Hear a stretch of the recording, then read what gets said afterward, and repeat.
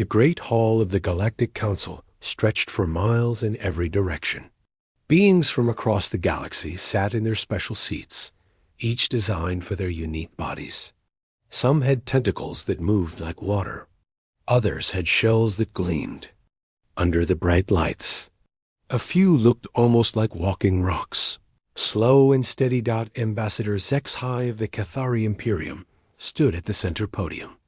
His blue skin sparkled with anger, and his forearms moved as he spoke. The translation devices made sure every being in the hall could understand his words. For 847 years, HFY said, his voice echoing through the vast space, we have watched this species.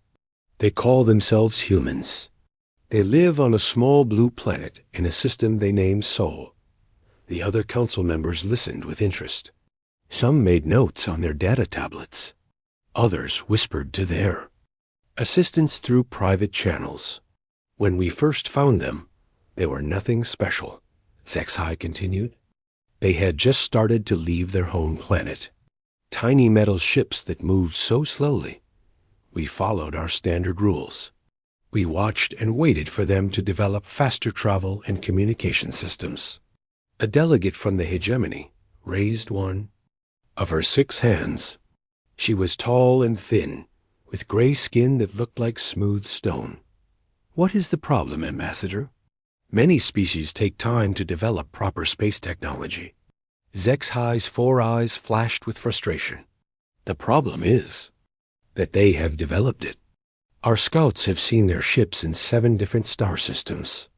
These are not the slow, primitive vessels we observed centuries ago. Their new ships move faster than anything we have in our databases. They appear and disappear without warning. Murmurs spread through the hall. Several delegates leaned forward in their seats. But they refused to answer our calls, HFY said, his voice growing louder. We have sent diplomatic messages in every language we know. We have positioned our ships at the edge of their space with clear, peaceful signals. We have even tried to make direct contact with their vessels when we encounter them in neutral space. He paused and looked around the hall. Every being was now paying full attention. They ignore us completely. No response, no acknowledgement, nothing. It is as if we do not exist to them. The delegate from the Torvin Collective stood up. She was short and round, covered in soft fur that changed colors as she spoke. Perhaps they do not understand our messages. Some species need more time to learn proper communication protocols. That is what we thought at first, HFY replied. But our language experts have studied their transmissions for decades. They have at least 50 different languages on their home planet alone. They clearly understand the concept of communication between different groups. A member of the ancient Vorth species spoke next. His voice was deep and slow, like distant thunder. The Vorth had been in space for thousands of years and were respected for their wisdom. What evidence do we have that they are deliberately ignoring us? HFY activated a holographic display above the podium. Images of sleek human ships appeared in the air. They were unlike anything the Council had seen before. The ships had smooth, dark surfaces that seemed to bend light around them.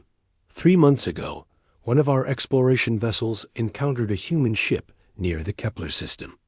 Our captain sent a standard greeting message and moved closer to establish visual contact. The human ship simply turned around and vanished. Our sensors could not track where it went.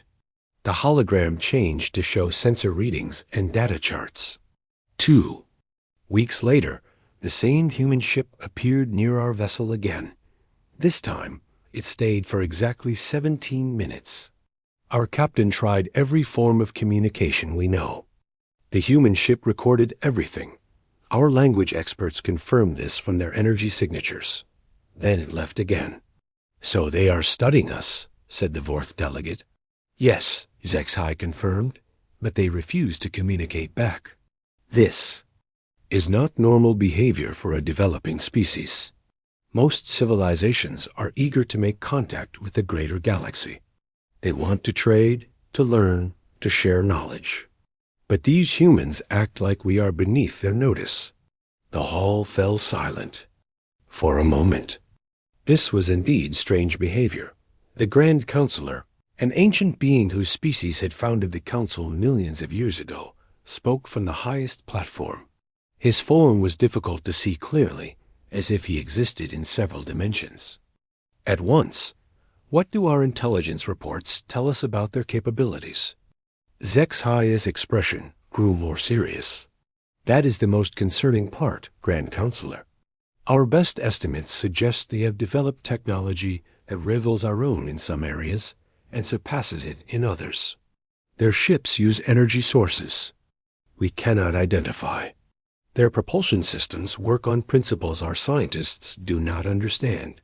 He paused and looked directly at the Grand Counselor. We believe they may have been watching us for much longer than we have been watching them. This statement caused an uproar in the hall. Delegates from dozens of species began talking at once.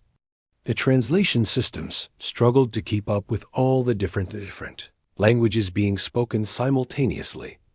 The Grand Counselor raised his hand for silence. The hall immediately became quiet. Explain this theory, the Grand Counselor commanded. Several times, our deep space monitoring stations have detected unusual signals coming from the direction of human space. HFY said, these signals appear to be scanning beams, very advanced ones. They sweep across our territories on a regular schedule. At first, we thought they were natural phenomena, but the pattern is too precise, too organized. You believe they are spying on us? I believe they have been gathering intelligence about the Council for centuries. While we watched them develop from a primitive species, they were secretly studying us, learning our weaknesses, mapping our territories, and understanding our technologies. The implications of this were staggering. The Council had always been the dominant force in the galaxy. They were the ones who discovered new species, who decided when and how to make contact, who set the rules for galactic civilization. There is more, HFY continued. Last month, we intercepted a fragment of a human transmission. Our language experts worked for weeks to translate it. The message mentioned Council species by name, including classifications that are not available in any public database. They somehow know details about our military capabilities, our trade agreements, even our internal political situations. The Grand Counselor was silent for a long moment. When he finally spoke, his voice carried the weight of eons. What do you recommend, Ambassador? HFY straightened his posture and spoke with conviction. I recommend that we demand an immediate response from the human species. We should send a fleet to their home system and make it clear that ignoring the Council is not acceptable. If they wish to operate in galactic space, they must follow galactic rules. And if they refuse, then we demonstrate that the Council's authority is not optional. The Grand Counselor looked around the hall, studying the faces of the delegates. Some nodded in agreement with HFY's proposal. Others looked uncertain. A few appeared genuinely worried. We will vote, the Grand Counselor announced. All in favor of sending a diplomatic fleet to demand communication from the human species? Lights began appearing across the hall as delegates cast their votes. The counting took several minutes. The motion passes, the Grand Counselor declared. Prepare a fleet. Make it large enough to show our seriousness, but not so large as to appear threatening. We will give these humans one final chance to explain themselves. As the session ended and delegates began filing out of the hall, many wondered what they had just set in motion. The humans had been silent for 8 centuries. Perhaps there was a very good reason for that silence. Perhaps they were about to find out what that reason was. Grand Admiral Thosan stood on the bridge of the Council flagship Eternal Unity. Through the massive viewing window, he could see the edge of the Sol system. Small points of light marked the positions of 17 different fleets, each representing a major council species. It was the largest diplomatic force ever assembled in galactic history. Thus-An was a member of the hegemony, one of the oldest and most respected military species in the council. His gray skin had the texture of polished stone, and his 6 arms moved with precise, practiced motions as he reviewed the final preparations. Status report, he commanded. Captain Vex Tai, his second in command, stepped forward. All fleets are in position, Admiral. We have 843 ships total. The Cathari brought their new battlecruisers. The Torvin Collective has deployed their shield ships. Even the Vorth sent a war temple. Dao-San nodded. The Vorth war temples were ancient vessels, rarely seen outside their home systems. Their presence here showed how seriously Council was taking this situation. What about the humans? Dao-San asked. Our long-range sensors detect approximately 30 human vessels throughout the system. Most are positioned near the outer planets. They maintain standard patrol patterns, but have not responded to our arrival. Dao-San studied the tactical display. The human ships appeared as small red dots scattered across the holographic representation of the Sol system. They looked insignificant compared to the massive Council fleet. Have they changed their behavior at all since we arrived? No, Admiral. They continue their normal activities as if we are not here. This was exactly what Dawson had expected, but it still frustrated him. In his 300 years of military service, he had never encountered a species that simply ignored the Council. Begin the transmission, he ordered. The communication officer, a member of the insectoid Zeph species, activated the main broadcast. Array, her 4 hands moved across the control panels, while her compound eyes monitored multiple data streams simultaneously. Broadcasting on all frequencies, Admiral, using every known language in our database. Dasan stepped up to the communication podium. His image and voice would now be transmitted throughout the Sol system on every possible channel. Attention, species designation human, he began, his voice carrying the authority of countless military campaigns. I am Grand Admiral Dawson of the Galactic Council Defense Force. You are currently in violation of 17 different Council regulations regarding unauthorized space travel and failure to respond to diplomatic contact. He paused, allowing the translation systems to process his words into the various human languages they had learned over the centuries. For 847 standard years, the Council has attempted to establish proper diplomatic relations with your species. These attempts have been ignored. This behavior is unacceptable and will no longer be tolerated. Around the bridge, officers from different species monitored their instruments. The Eternal Unity was equipped with the most advanced sensor arrays in the galaxy, capable of detecting even the smallest energy signatures. Sir, called out the sensor operator, a young Cathari with bright blue skin. I'm reading energy spikes from several human vessels. They appear to be scanning us. Let them scan, Dosan replied. Perhaps they will finally realize the magnitude of force they are facing. He returned his attention to the transmission. By the authority granted to me by the Galactic Council, I hereby demand that you respond to this communication within 72 standard hours. You will explain your unauthorized presence in 7 different star systems. You will account for your failure to follow established first contact protocols. And you will submit to standard integration procedures as outlined in Council Regulation 4847. The integration procedures were well established. New species would send representatives to the Council chambers. They would demonstrate their technologies and cultural achievements. The Council would then decide what role the new species would play in galactic civilization. Some species became valuable trading partners. Others provided unique resources or knowledge. A few became client races under the protection of more advanced civilizations. The process had worked smoothly for millions of years. If you fail to respond within the designated time period, Dasan continued, the Council will consider your silence an act of aggression.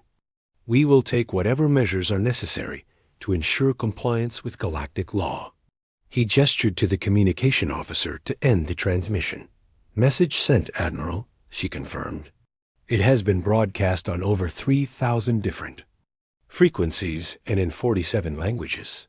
Good. Now we wait. The first day passed without any response. Human ships continued their patrols as if nothing had happened.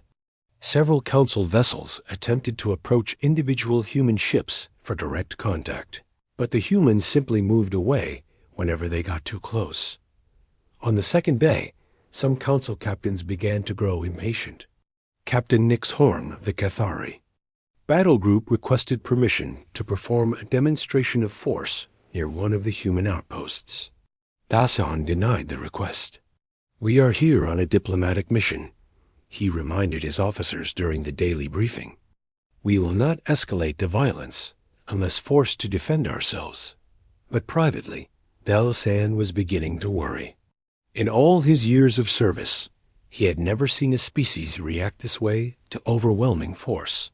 Most civilizations would at least acknowledge the Council's presence, even if they planned to refuse cooperation.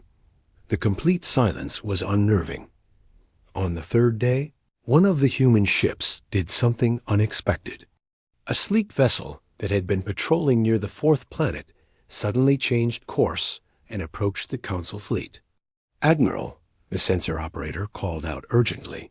Human vessel approaching our position. Speed is ... that can't be right. What? Is it?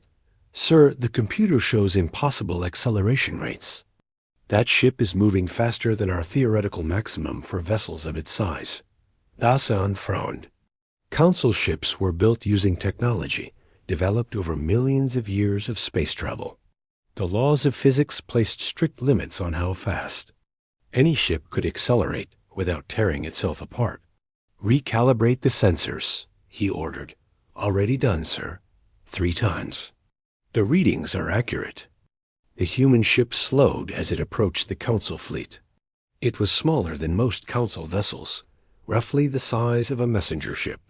Its design was unlike anything in the Council databases. Smooth, dark surfaces that seemed to absorb light rather than reflect it. Distance to human vessel? 50,000 kilometers in closing. Speed is now within normal parameters. Dacian studied the approaching ship. It moved with a grace that suggested extremely advanced maneuvering systems.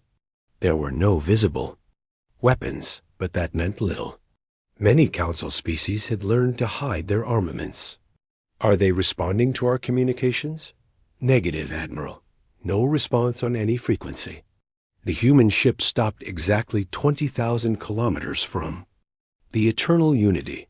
It simply hung in space, neither advancing nor retreating. What are they doing? Asked Captain Vextai. Unknown. All sensors show the vessel is active, but not targeting us. For 6 hours, the human ship remained in position. Council captains reported similar encounters throughout the fleet. Human vessels had approached various Council ships, stopped at a safe distance, and simply waited. It's like they're studying us, observed the communication officer. Or testing us, Dosan replied grimly. As the third day ended, the human ships all returned to their original positions. They had gathered whatever information they wanted, and simply left. Time remaining? 18 hours, Admiral. Dacian felt a growing sense of unease. The humans were not behaving like any species the Council had ever encountered.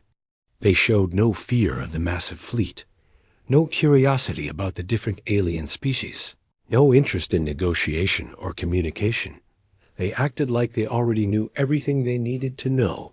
Sir, the sensor operator said suddenly, I'm detecting new energy signatures throughout the human system. Multiple vessels are powering up systems we haven't seen before. How many vessels? It's difficult to say, sir. Our sensors are having trouble getting accurate readings. The humans appear to be using some form of stealth technology.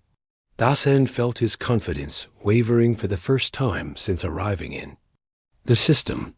The Council fleet was massive and powerful, but it was operating in unfamiliar territory against an opponent they clearly did not understand. "Admiral," Captain Nextai said quietly, "perhaps we should consider withdrawing and requesting additional forces." Dasan considered the suggestion. It would be humiliating to retreat without achieving their objectives, but it might be the wisest course of action. Before he could respond, every alarm on the bridge began sounding at once. "What is happening?" Dasan demanded the communication. Officers' compound eyes were wide with shock. "Sir, we're receiving a transmission. It's coming from a human vessel." "Finally," Dasan said with relief. "Put it through." "Sir, you don't understand. The transmission is not in any human language." "What do you mean?" "Admiral, they're speaking perfect High Cathari, and hegemony formal tongue, and Torvin ceremonial dialect, all simultaneously." Dasan felt a chill run through his body. Those languages were not. The bridge of the Eternal Unity fell completely silent. Every officer stared at the communication console as if it had transformed into something alien and dangerous. The human voice continued speaking in perfect council languages, switching between dialects with an ease that should have been impossible. "I am Captain Sarah Chun of the Terra Defense Force," the voice said. "We have been expecting your arrival for quite some time, Grand Admiral Dasan." Dasan felt his secondary hearts skip a beat. The humans knew his name and rank. That information was classified military data, available only to high-ranking council officials. "How do you know who I am?" he demanded. "We know many things about you, Admiral. You were born on Hegemony Prime 297 years ago. You graduated first in your class from the Council Military Academy. You commanded the Third Fleet during the Outer Rim conflicts. You have 6 offspring and prefer your morning nutrition supplements with mineral additives from your home world." The bridge crew exchanged worried glances. This was personal information that existed only in the most secure council databases. "You also have a scar on your left secondary arm from a training accident when you were 73 years old," Captain Sean continued. "You never reported the injury because you were afraid it would affect your promotion chances."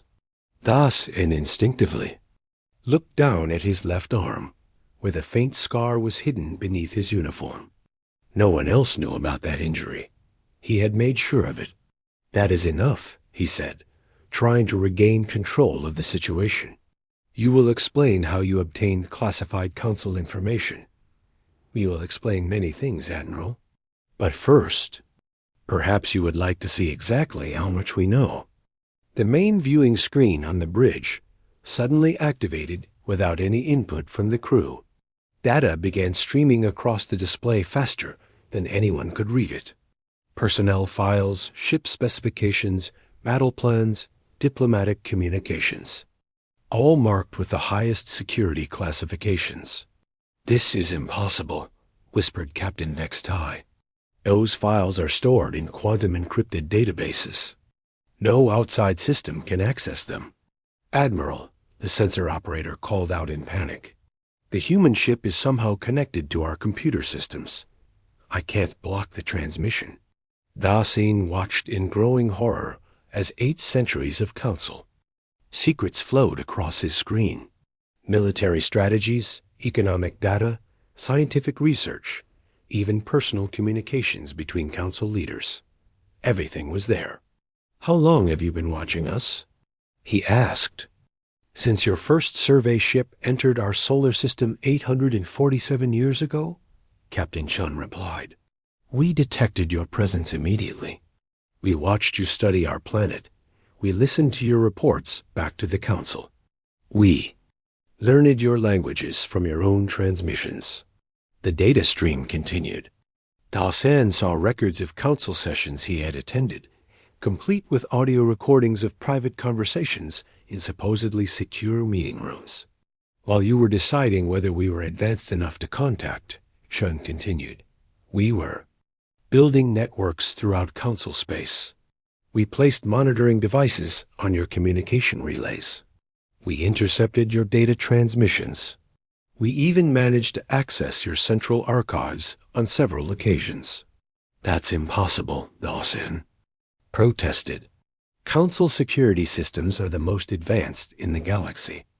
They were advanced for their time, Sean agreed. But we had centuries to study them.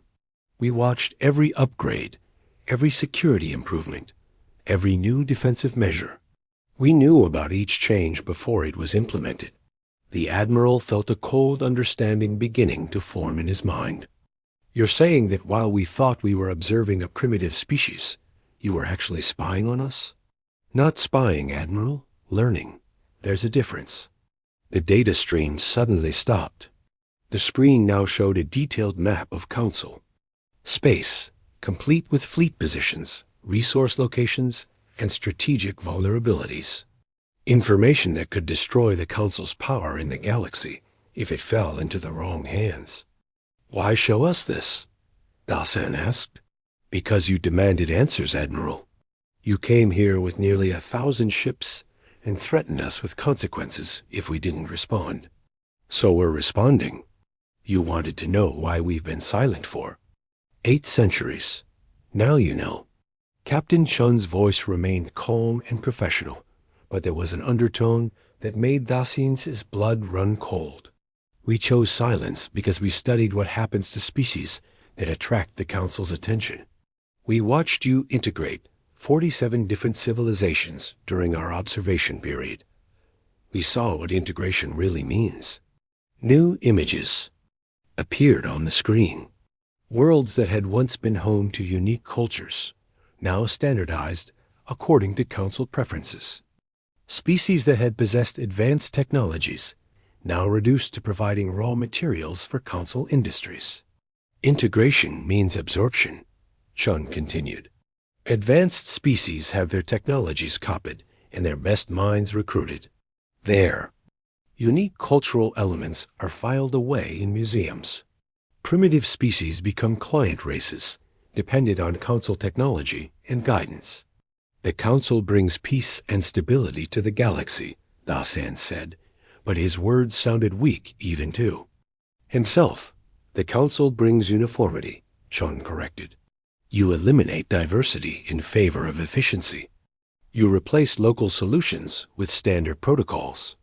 You turn a galaxy of infinite possibilities into a single, manageable system. The screen now showed internal Council documents discussing various species. The language was clinical and cold, describing entire civilizations in terms of their usefulness to the Council's goals. We decided we didn't want to become another entry in your database, Sean said. So we chose a different path. What path? Dasan asked, though he was beginning to suspect the answer. We decided to become something you couldn't absorb, couldn't control, and couldn't ignore forever. New data appeared on the screen. Technical specifications for human ships, energy systems, and weapons. The numbers were staggering. Human technology had advanced far beyond anything in the Council's arsenal. For 8 centuries, we used your own information networks to accelerate our development, Sean explained. We learned from your mistakes and built upon your successes. We developed new technologies while you remained stagnant, confident in your superiority. Dasan studied the technical readouts with growing alarm. Human ships could apparently travel faster than anything the Council possessed. Their energy shields were more efficient. Their weapons were more powerful. While you were governing a static civilization, Shen continued, we were preparing for this moment. The moment when you would finally demand an answer to the question you should have asked centuries ago. What question? Why would a species advanced enough to watch you for 800 years choose silence instead of contact? The bridge fell silent again. The implications were becoming clear, and they were terrifying. Admiral, the sensor operator said suddenly. I'm detecting massive energy signatures throughout the system. Human ships are activating systems we've never seen before. Dassen looked at the tactical display. The 30 human ships they had detected were still there, but now energy readings suggested the presence of many more vessels. How many ships are out there? He asked. Unknown, sir. Our sensors can't get accurate counts. The humans appear to be using stealth technology we can't penetrate. Captain Chun, Dasan said carefully. What exactly are you showing us? Just a small demonstration, Admiral. You brought nearly 1,000 ships to our home system. You threatened us with military action. We thought you might like to see what you're actually threatening. The tactical display began updating as more human ships revealed themselves. The numbers climbed steadily. 100, 500, 1,000. They kept climbing. This is impossible, Captain Vextai whispered. Where did they all come from?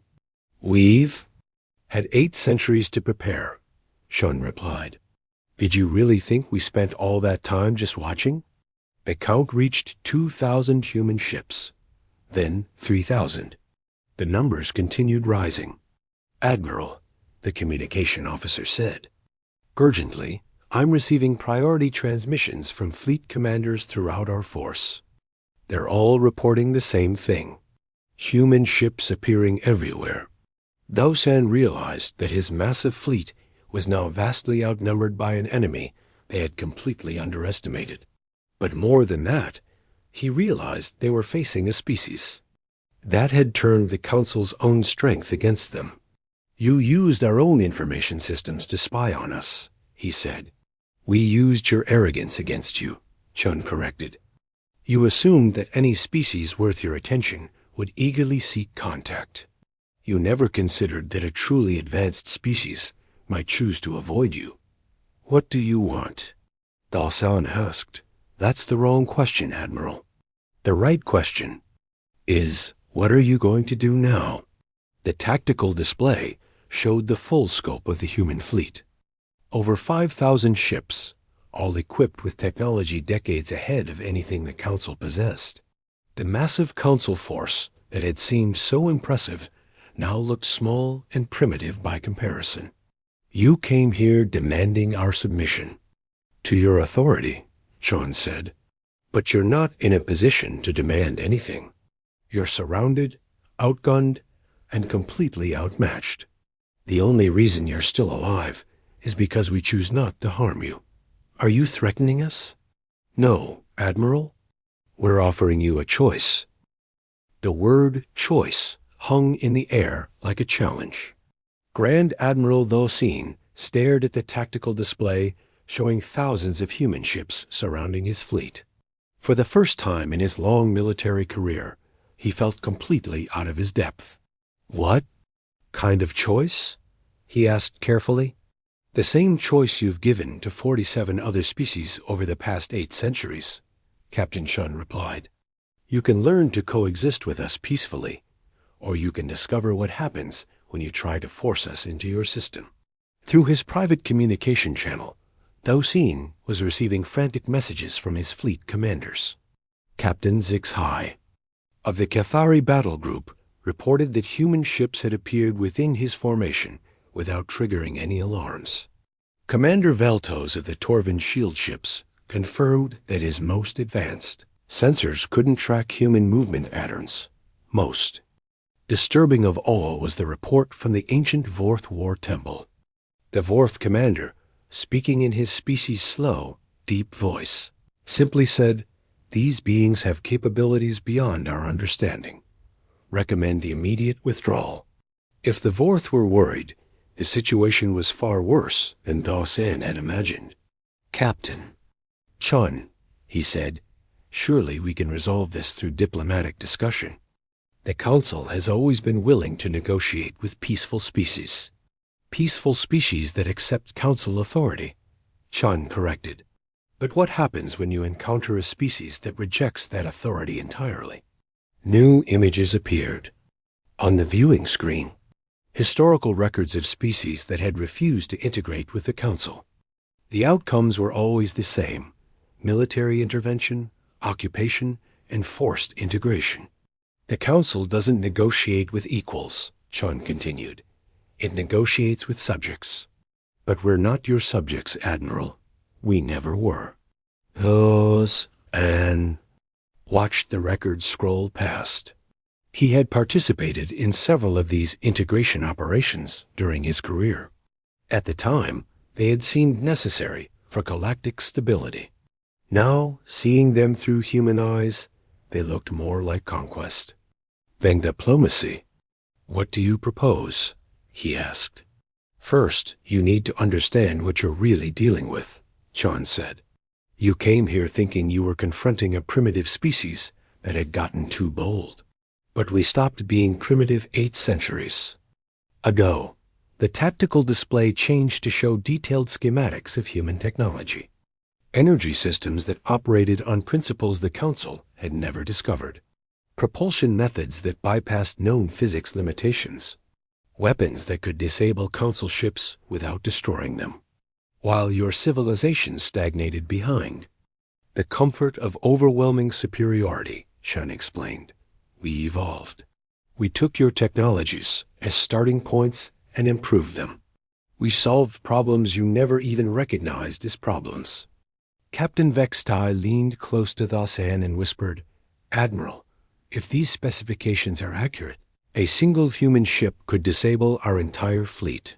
Thasan nodded grimly. The implications were staggering. The Council's power had always been based on technological superiority. If that advantage was gone, the entire structure of galactic civilization would collapse.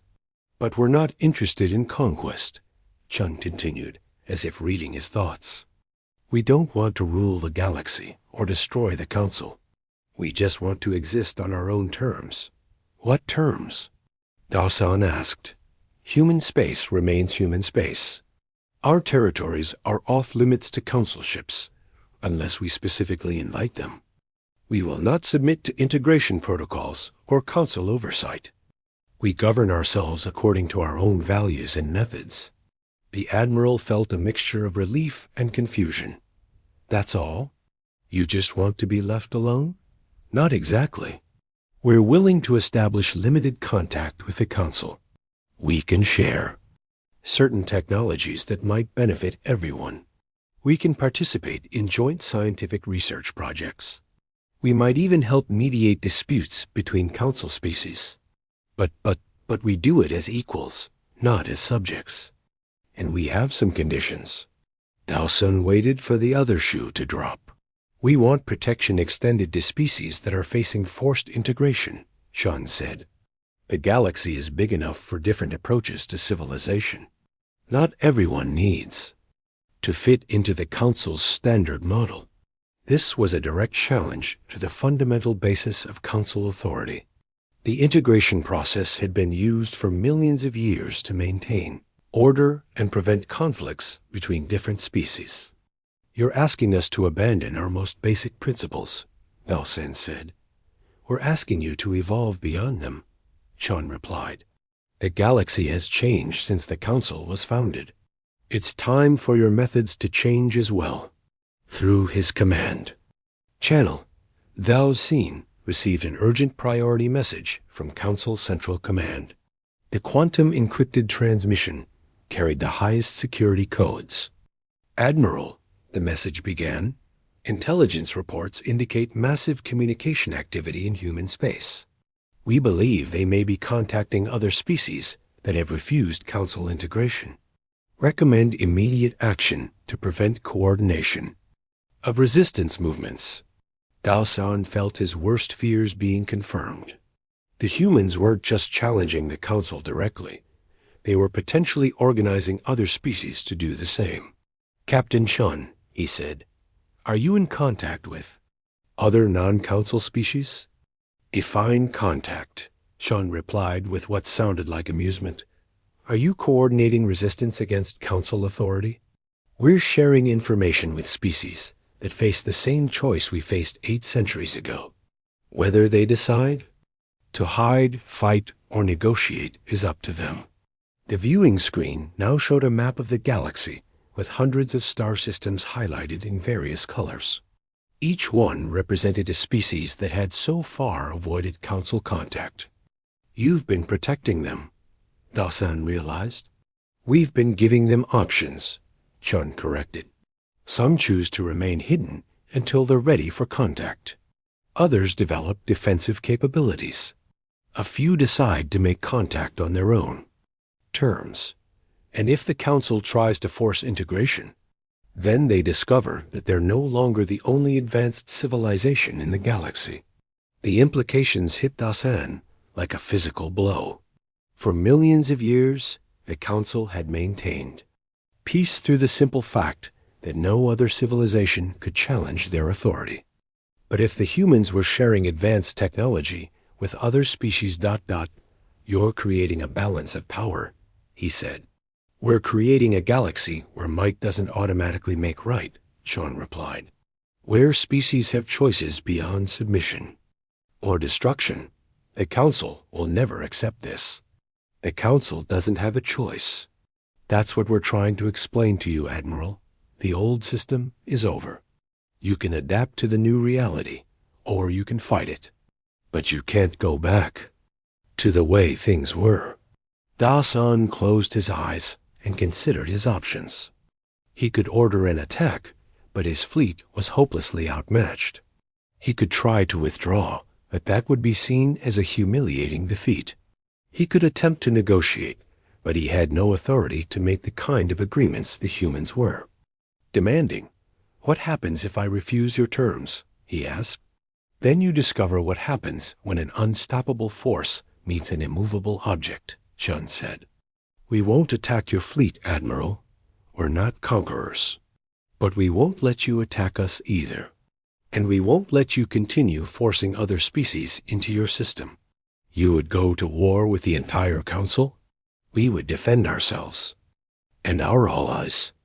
But it wouldn't be a war in any traditional sense. You can't fight an enemy you can't find, can't track, and can't match technologically. The human ships on the tactical display began moving in complex patterns around the Council fleet.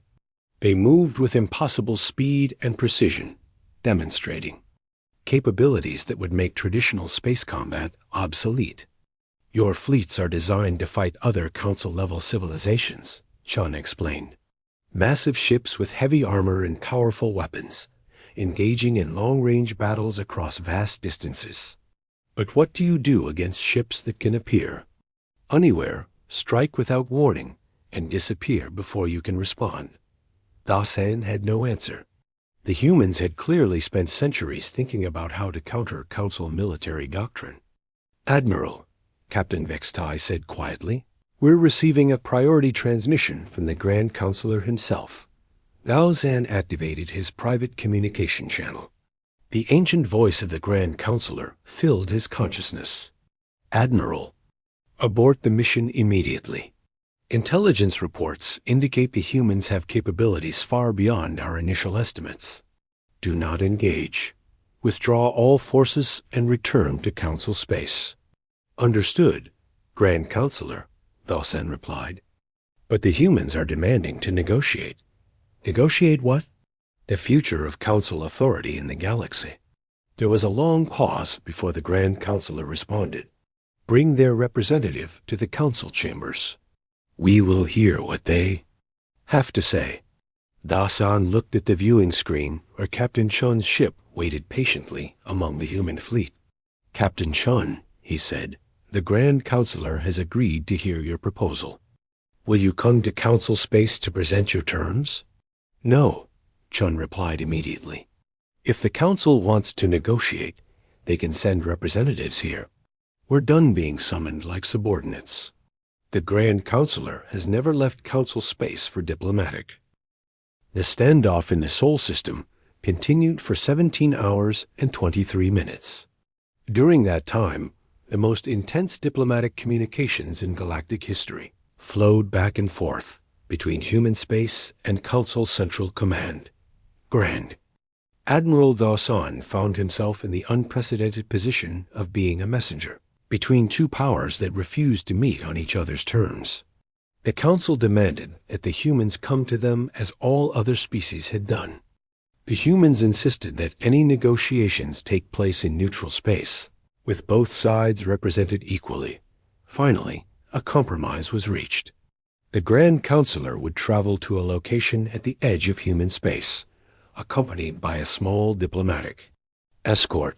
Captain Chun would meet him there with a similar human delegation. But as the hours passed, it became clear that this was about more than just protocol. "Admiral," Captain Chun's voice came through the communication system, "we've been monitoring your quantum communications with Council Command. We know about the emergency sessions, the military buildup orders, and the intelligence assessments." Dasan was not surprised that the humans had been listening. They had already demonstrated their ability to penetrate any Council security system. "The Council is scared," Chun continued. "For the first time in millions of years, they're facing something they can't control or predict. That fear is making them consider some very dangerous options." "What kind of options?" Dasan asked, though he suspected he already knew. "Total war. A massive military campaign to crush human space before we can spread our influence further. They're discussing the deployment of star-killer weapons and planet-cracking devices." The Admiral felt sick. Star-killer weapons were forbidden except in the most extreme circumstances. The fact that the Council was even considering their use showed how desperate they had become. "They can't be serious," he said. "They're very serious. But they're also making a fundamental error in judgment." "What error?" "They still think this is about them versus us. They don't understand that the galaxy has already changed." New images appeared on the viewing screen. Star charts showing dozens of different species across the galaxy. Each one was marked with indicators showing their technological level, defensive capabilities, and alliance status. "While we've been talking, Admiral, 47 different species have declared their independence from Council authority. They're using communication technologies we provided to coordinate their actions. Some are establishing mutual defense pacts. Others are sharing resources and knowledge." Dasan stared at the map in horror. The species were scattered across the galaxy, but together they represented nearly a quarter of all inhabited systems. "This is a rebellion," he whispered. "This is evolution," Chun corrected. "These species were always independent. They just lacked the power to express that independence. We've given them that power. The Council will never accept this. They'll fight. Some will. Others are already adapting." The star chart changed to show different colored indicators for various Council member species. Green represented those open to negotiation. Yellow showed species that were undecided. Red marked those calling for immediate military action. "Your own intelligence reports show that 37 Council species are questioning the current system," Chun said. "They've seen our technological demonstrations. They know that the old balance of power is broken. Some are ready to embrace change." Dasan studied the data with growing amazement.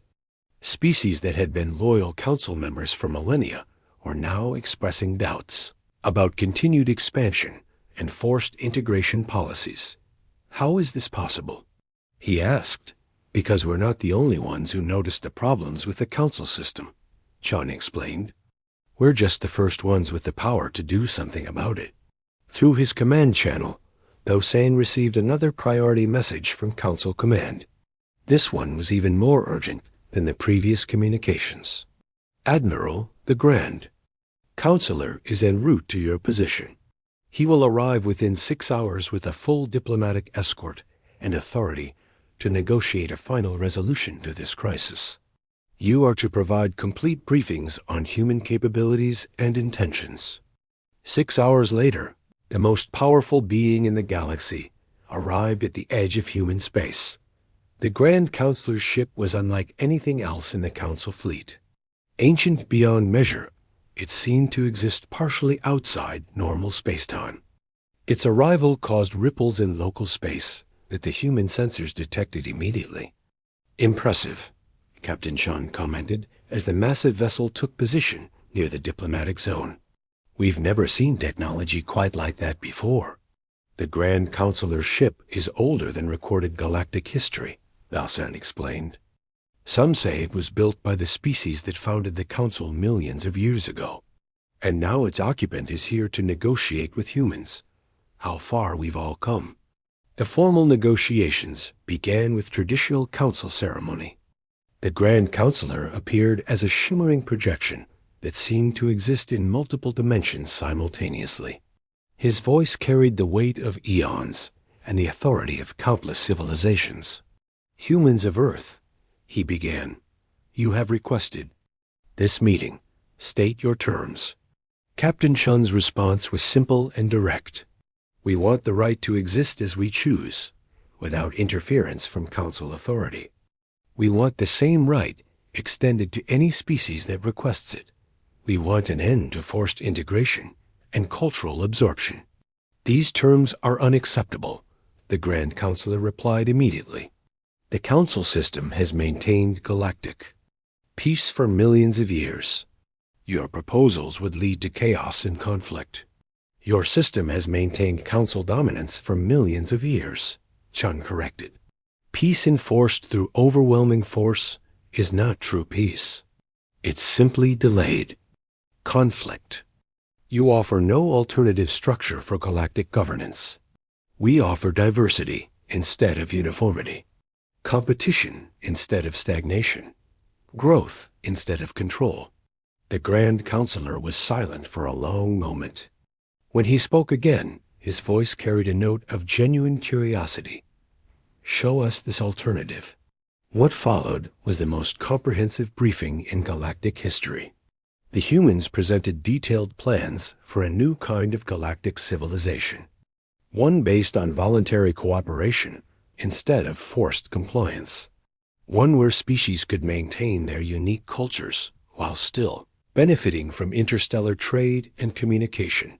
They showed examples of technologies developed through cooperation between independent species, scientific advances that had emerged from combining different approaches to the same problems, cultural exchanges that had enriched all participants without diminishing anyone. This is what becomes possible when diversity is seen as strength, rather than a problem to be solved, Chun explained. The Grand Counselor studied the data for hours. Finally, he posed the crucial question. And if some species choose conflict over cooperation, if they use their independence to wage war against their neighbors, then they face the consequences of their choices, Chun replied. But those consequences come from the other independent species they threaten, not from a single dominant authority imposing its will on everyone.